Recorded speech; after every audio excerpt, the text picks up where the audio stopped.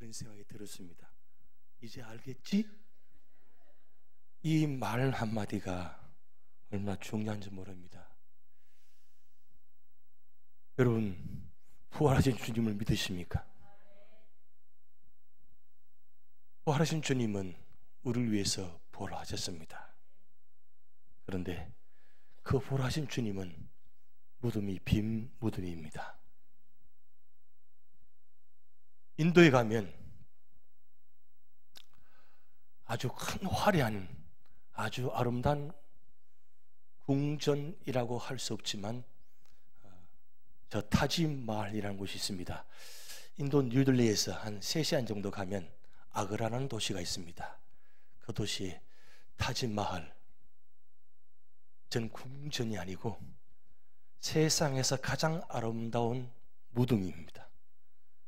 좋은 표현으로 추모궁전이라고 이야기하지만 사실은 무덤입니다. 굉장히 아름답습니다. 그래서 저걸 세계 7대 불가사의한 건물이라고 일반적으로 그렇게 이야기합니다. 그런데 저 무덤을 누가 세웠냐 하면 인도 무굴 제국의 샤자한이라는 황제가 사랑하는 아내를 너무너무 사랑해서 저 무덤을 세웠습니다. 이 샤자한은 그 황제가 솔로몬보다 더한 사람입니다. 솔로몬은 3천 궁녀를 했는데 이 샤자한은 5천 명의 부인을 두었다고 합니다. 5천 명. 근데 5천 명 중에 가장 사랑하는 사람이 누구냐 하면 바로 문타저 마할이라고 합니다. 너무 사랑해서 이름을 지었는데 문타저 마할, 이 이름 뜻은 황궁의 보석이다, 그렇게 이름까지 지었다고 합니다. 근데 이 사랑하는 아내가 14번째 아이를 놓고 난 다음 결국 죽게 됩니다. 근데 죽으면서 이 사랑하는 아내가 에게 이 황제가 마지막 유언으로 이 건물을 세워드립니다. 22년 동안 한 2만 명을 동원해 가지고 대리석으로, 가장 비싼 대리석으로 저렇게 건물을 세웠습니다. 겉으로 보기에는 굉장히 화려하고 굉장히 멋있습니다. 근데 그 속에 들여다보면 뭐가 들어있냐면 저 무덤 2개밖에 없습니다. 그렇게 화려한 건물이었는데 들여다보면 저 황제와 왕후의 더 무덤밖에 없습니다. 이 황제가 너무 사랑해서 문타저 마할이라고 왕후의 이름을 지어줬는데 이 건물 이름을 타지마할, 마할의 왕관이다, 그렇게 이름을 지었다고 합니다. 그런데 저렇게 아름답게 기가 막히게 이름을 지은다 할지라도 거기는 무덤밖에 없다는 사실입니다. 아무리 화려한다 할지라도 무덤이 화려한 무슨 소용이 있겠습니까? 그래서 저희 가서 많은 사람들 보고 너무 놀랍고, 야, 정말 참 대단하게 잘 지었다 라고 끝난다면 어떻겠습니까? 거기서 끝나면 되지 않잖아요. 거기서 그 장면을 보고 돌아오면서 참 어리석다, 저렇게 건물을 훌륭하게 지어서 무슨 소용이 있나, 죽으면 다 끝나는 건데, 죽음밖에 없는 자리인데 아무리 화려한 건물이라 할지라도 죽음밖에 없는 것이 뭐 화려한 무슨 소용이 있겠습니까? 근데 우리 주님의 무덤은 빈 무덤입니다. 왜 빈 무덤이냐? 오늘 6절 말씀에 말씀하신 대로 살아나셨기 때문입니다. 여러분을 위해서 훌륭한 무덤을 준비해야 좋겠습니까?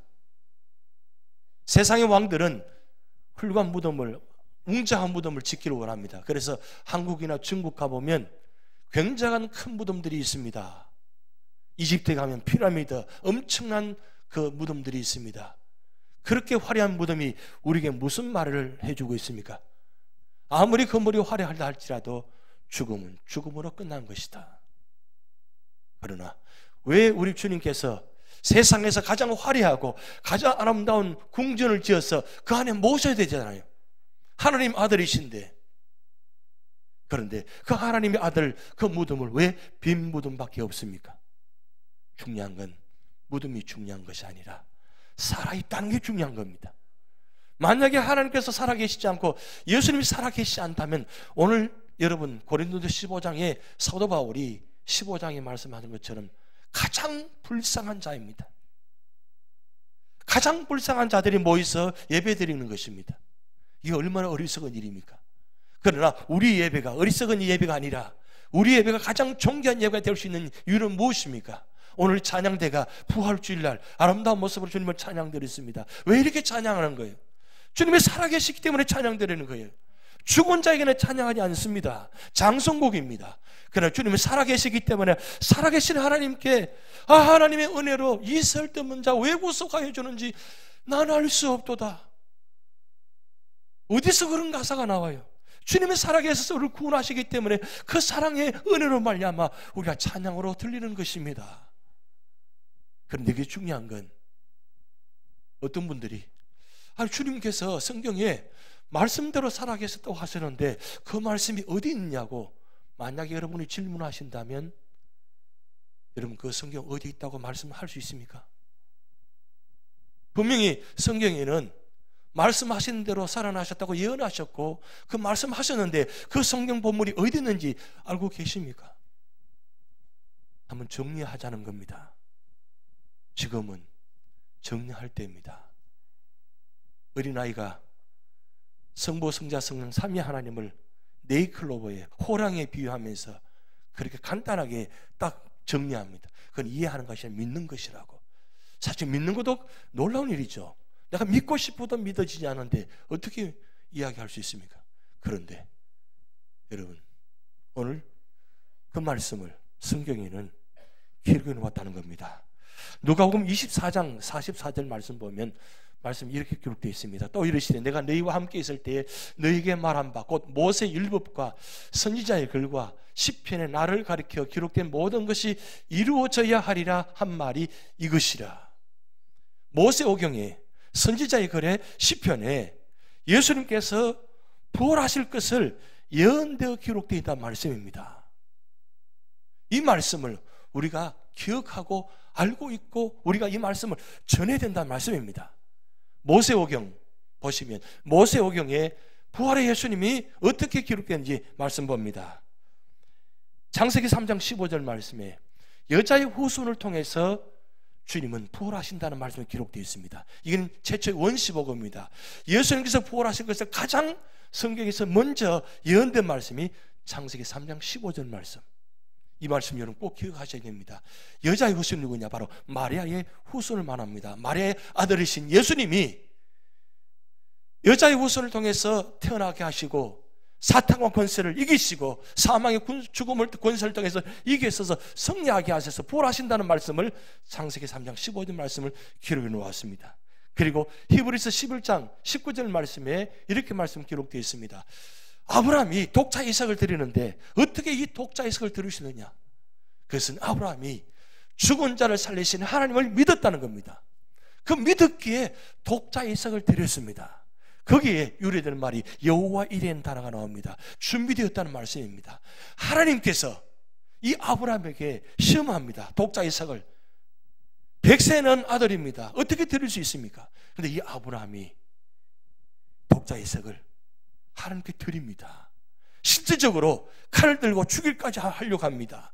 이럴 때 하나님이 아브라함을 부르시고 독자 이삭을 대신해서 제물을 준비하셔서 드리게 하십니다. 이건 하나님께서 예수 그리스도를 통해서 이 땅에 오셔서 부활케 하시는 예표의 말씀입니다. 여러분 성경을 히브리서 찾으려 하면 구약 성경을 찾는 분들이 계십니다. 히브리서가 구약 성경인 줄 알고 그렇게 찾는 분들이 계신다는 거죠. 그런데 히브리서는 구약 성경을 요약한 책이 바로 히브리서입니다. 신약에. 이 히브리서를 통해서 구약의 이 아브라함 독자 이삭을 표현하는데 아브라함이 부활의 시간을 가지고 드렸다는 것을 말씀하고 있습니다. 그리고 창세기 50장 20절 말씀에 요셉이 형제들에게 이야기합니다. 당신들이 나를 하라 했으나 하나님은 그것을 선으로 바꾸사 오늘같이 많은 백성의 생명을 구원하게 하려 하셨다. 하나님께서 요셉을 통해서 국무총리에게 대하셔서 그들 민족 백성들 가족들을 구원케 하는 이 사건이 바로 예수님의 부활의 사건을 예언된 말씀입니다. 그리고 출애굽기 말씀 보면 8장 27절에 우리가 사흘길쯤 광야로 들어가서 우리 하나님께 여호와께 제사를 드리되 우리에게 명령하신 대로 하려 하나이다. 이 사흘길쯤이라는 단어가 바로 예수님께서 십자가에 죽으셔서 사흘 동안 계시다가 부활하신 장면을 지금 예언된 말씀입니다. 지금 바로에게 모세가 지금 하는 장면입니다. 사흘길쯤 광야로 들어가서 거기서 하나님께 예배 드린다. 바로 부활의 예배를 드린다는 그 뜻입니다. 이 모세오경에 이미 하나님께서는 이 부활을 예언을 통해서 말씀하고 계십니다. 그리고 선지자의 글이 나타난 부활의 예수님 말씀합니다.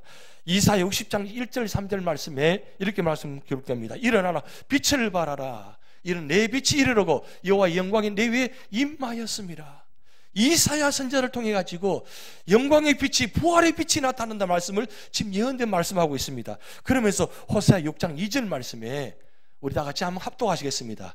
여호와께서 이틀 후에 우리를 살리시며 셋째 날에 우리를 일으키시리니 우리가 그의 이 앞에서 살리라. 보세요. 셋째 날에 우리를 일으켜 세우신다 말씀이에요. 바로 이거는 바로 예수님께서 3일 만에 부활하셔서 우리를 살려주신다. 그래서 우리는 부활의 주님을 가지고 부활 주님 앞에서 살아가는 사람들이 바로 부활의 신앙을 갖고 있는 사람들입니다. 이게 바로 선지자 글이 나타나는 말씀이고 요나서 2장 6절 말씀에 이렇게 말씀 기록됩니다. 내가 산의 뿌리까지 내려가 싸우며 땅이 그 빛자고는 나를 오래도록 막아 싸우니 나의 하나님 여호와여 주께서 내 생명을 구덩이에서 건지셨나이다. 요나가 고래 뱃속에서 3일 동안 있다가 토인에서 하나님 말씀을 선포하는 이 장면이 바로 예수님께서 사흘 동안 음부에 계시다가 사흘 만에 부활하신 장면을 지금 예표하고 있습니다. 그리고 시편에 나타나 있습니다. 시편 16편 9절 10절 말씀, 가장 예수님께서 부활하실 것이라는 가장 예표된 말씀입니다. 이러므로 나의 마음이 기쁘고 나의 영도 즐거워하며 내 육체도 안전히 살리니 10절 다 같이 있습니다. 이는 주께서 내 영혼을 서울에 버리지 아니하시며 주의 거룩한 자를 멸망시키지 않으실 것임이니라. 서울, 지옥에 버리지 아니하신다는 겁니다. 무슨 말씀입니까? 음부에 버리시는 것이 아니라 반드시 부활시켜 주신다는 것. 이 부활신앙이 시편에 또 기록되어 있습니다. 시편 139편 11절 말씀에 내가 혹시 말하기를 흑암이 나를 덮고 나를 두름비춘 밤이 되리라 할지라도 주에게서는 흑암이 숨기지 못하며 밤이 낮과 같이 빛이 나니 주에게는 흑암과 빛이 같음이니이다. 아무리 캄캄한 밤이다 할지라도 하나님께서 예수 그리스도를 부활시키시면 그 흑암도 물러간다는 말입니다. 여러분, 그래서 부활은 생명입니다. 소망입니다. 이 영광의 이 부활의 빛이 온 세상을 밝히신다는 말씀입니다. 그런데 구약 성경만 나타나는 것이 아니라 예수님께서 직접 오셔서 이 땅에서 공생의 기간 3년 동안 계시면서 직접 내가 죽고 부활하리라 말씀하셨습니다. 여러분, 마태복음 12장 39절 40절 말씀에 예수께서 대답하여 이르시되 악하고 음란한 세대가 표적을 구하나 선지자 요나의 표적밖에는 보일 표적이 없느니라. 요나가 밤낮 사흘 동안 큰 물고기 뱃속에 있었던 것 같이 인자도 밤낮 사흘 동안 땅속에서 있으리라. 지금 사흘 동안 죽음이 있다는 것을 지금 예수님께서 예표 말씀하고 있습니다. 그랬으면서 마태, 마가, 누가복음에 이 공간복음에 예수님께서 내가 죽고 부활하리라는 것을 직접적으로 3번이나 말씀하셨습니다. 마태복음 16장 21절 첫 번째 말씀입니다. 이때로부터 예수께서 자기가 예루살렘 올라가 장로들과 대제사장들과 서기관들에게 많은 권한을 받고 죽임을 당하고 제3일에 살아나야 할 것을 제자들에게 비로소 나타내시니, 정말 놀라운 말씀입니다. 지금 기적을 베푸시고 놀라운 일들을 행하고 계시는데 갑작스럽게 내가 예루살렘에 올라가서 죽임을 당하고 3일 만에 부활하리라. 이 말씀을 들을 제자들이 믿지 못합니다. 그래서 두 번째 말씀합니다. 마태복음 17장 22절 23절 갈릴리 모일 때에 예수께서 제자들에게 이르시되 인자가 장차 사람들의 손에 넘겨 죽임을 당하고 제3일에 살아나리라 하시니 제자들이 매우 근심하더라. 자, 두 번째 말씀을 들었습니다. 여러분, 가장 가까이 있는 사람이 어느 날 갑자기 내가 곧 죽고 부활할 거야. 여러분, 그만한다면 이 사람이 나이 들더니 정신이 없구나, 이제 흙것까지 보이는구나 라고 말하지 않겠습니까? 근데 예수님은 지금 두 번째 이 말씀하는 장면이 32살 아직 청년의 나이입니다. 무슨 말씀입니까? 도저히 제자들이 이 말씀에 받아들이기 힘듭니다. 그래서 근심하더라 그랬어요. 제자들의 마음은 그렇죠. 아니, 예수님 무슨 말씀입니까? 예수님은 지금 한참 젊은이신데 앞으로 큰일 하셔야죠. 더 하셔야죠. 더 오래 사셔야죠. 그런데 세 번째 또 말씀합니다. 마태복음 20장 18절 19절 보라, 우리가 예루살렘으로 올라가노니 인재가 대사장들과 서기관들에게 넘겨지며 그들이 죽이기로 결의하고 이방인들에게 넘겨주며 그를 조롱하며 채찍질하며 십자가에 못 박게 될 것이나 제3일에 살아나리라. 세 번째, 주님께서 확실하게 마지막 이 죽음과 부활을 말씀하십니다. 주님은 실제적으로 구약 예언된 말씀을, 그리고 본인이 직접 말씀하신 대로 오늘 6절 말씀에 천사가 그가 말씀하신 대로 살아나셨느니라. 왜 말씀하신 대로 살아나셨습니까? 말씀은 생명입니다. 그 말씀을 오늘 여러분께 주셨습니다. 이 죽음과 부활을 기록된 말씀, 그분 오셔서 하신 말씀들을, 그리고 다시 오실 것을 요한계시록에 다시 기록해 놓았습니다. 무슨 뜻입니까? 말씀하신 대로 오신 분이, 말씀하신 대로 가신 그분이, 말씀하신 그분이 다시 말씀하신 대로 오실 것이라는 말씀입니다. 오늘 기독교는 말씀이 떠나면 죽음입니다. 오늘 우리가 이 들고 다니는 이 성경책 왜 들고 다닙니까? 생명의 말씀이기 때문에, 구원의 말씀이기 때문에 우리는 들고 다니면 믿고 있습니다. 이 말씀을 읽고 있습니다. 근데 이 말씀대로 이루어진다는 말씀입니다. 그러기에 오늘 천사가 그가 말씀하신 대로 살아나셨느니라, 와서 그가 누우셨던 것을 보라고 말씀합니다. 우리는 빈 무덤을 찾아가는 것이 아니라 살아계신 하나님을 찬양하는 예배자들입니다. 우리 삶의 자리에 비록 빈 무덤 같은 캄캄함이 있고 어둠이 있습니다. 절망입니다. 소망이 없습니다. 그러나 우리에게는 빈 무덤을 바라보고 사는 것이 아니라 살아계신 하나님이 계시기 때문에, 살아계신 하나님을 믿고 있기 때문에 우리는 소망을 가지고 살아갑니다. 오늘 또 여러분 가슴 속에 이 부활의 주님을, 생명을, 소망을 안고 어떤 삶의 자리 역경이 있다 할지라도 빈 무덤 바라보지 마시고 죽음을 바라보지 마시고 살아계신 하나님을 바라보시면서 믿음으로 승리하시는 여러분 되시기 바랍니다.